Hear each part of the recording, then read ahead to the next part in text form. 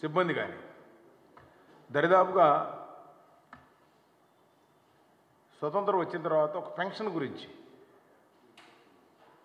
దేశంలో అన్ని చోట్ల పెన్షన్లు ఇస్తున్నారు, చాలా చోట్ల ఇస్తున్నారు పెన్షన్లు కూడా డోర్ డెలివరీ.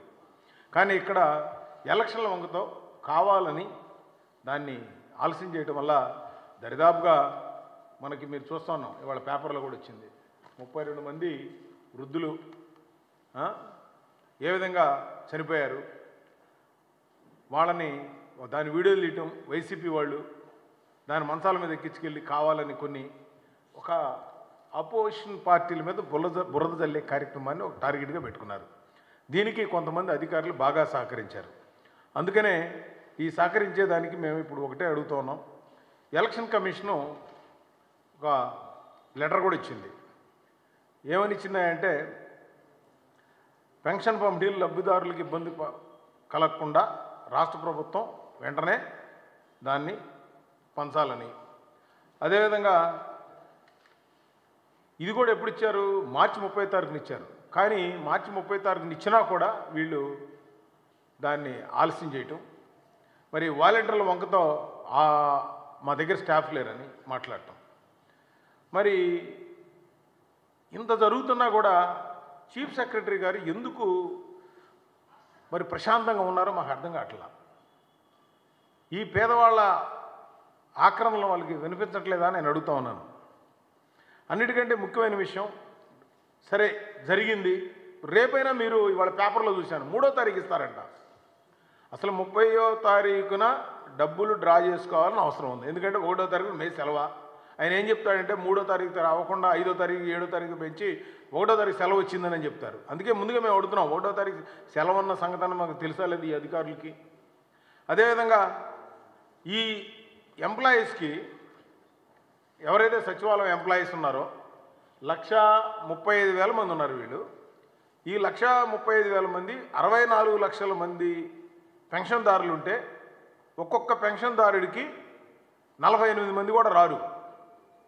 మీరు 48 మంది అంటే ఉదయం 7 గంటల మొదలు పెడితే వాళ్ళ ఇంటికి తీసుకువెళ్ళి మీరు పెన్షన్ ఇవ్వచ్చు.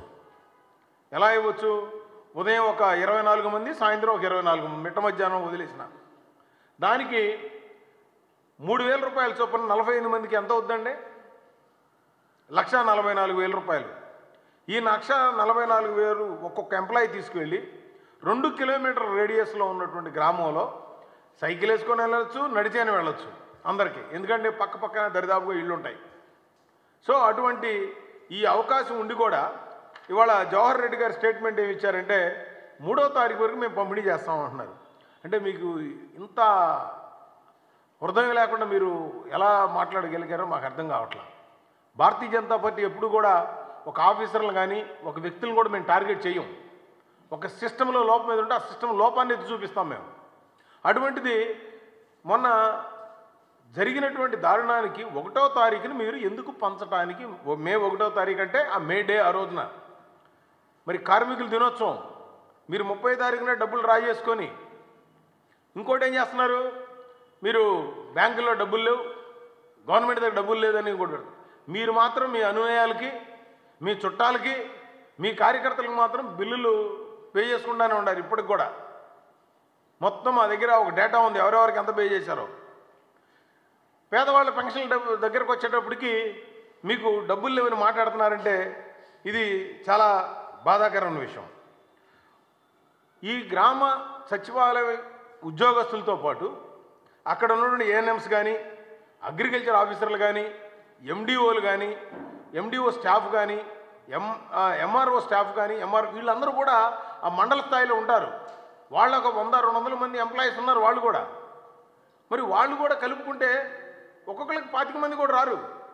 కానీ వాంటెడ్లీ దీన్ని ఏదో విధంగా మనం ఇబ్బంది పెట్టాలి, ఎలక్షన్లో అధికార పార్టీకి లబ్ధి చేకూర్చాలి, ఇది వీళ్ళ టార్గెట్. అందుకనే మీరు ఒకసారి కనుక ఆలోచిస్తే మనం 2021లో కరోనా వచ్చినప్పుడు ఆ రోజుల్లోనే మనం ఇంటింటికి బియ్యం పంచడం జరిగింది ఒక రోజులో. ఆ రోజున వ్యాక్సినేషన్ పర్ఫెక్ట్గా జరిగింది, మాస్కులు వేసుకున్నా కూడా. మరి వాళ్ళ ఏం రూల్స్ ఉన్నాయని, ఏమి జబ్బులు ఉన్నాయని మీరు ఇంత రాద్ధాంతం చేస్తున్నారో అర్థం కావట్లేదు. అన్నిటికంటే ఈ మీరు ఆలస్యం చేయడానికి మీ యొక్క ఇంట్రెస్ట్లు ఏంటి?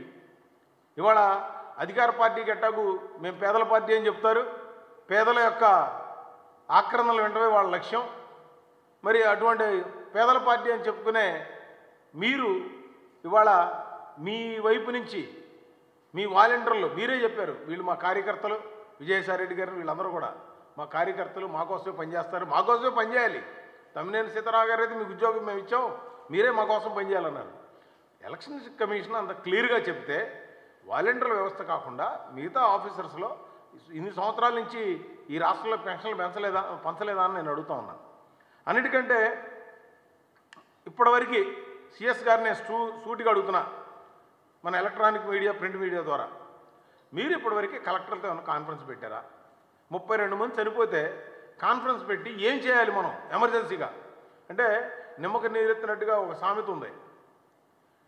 మనకి తుఫాన్ వచ్చినప్పుడు క్రైసిస్ మేనేజ్మెంట్, ఇవాళ మీరందరూ ఐఏఎస్లో ఐపీఎస్లో ఉన్న మీకున్నదే నాలెడ్జ్ని ఉపయోగించి ప్రజలకు సేవ చేయడానికి కానీ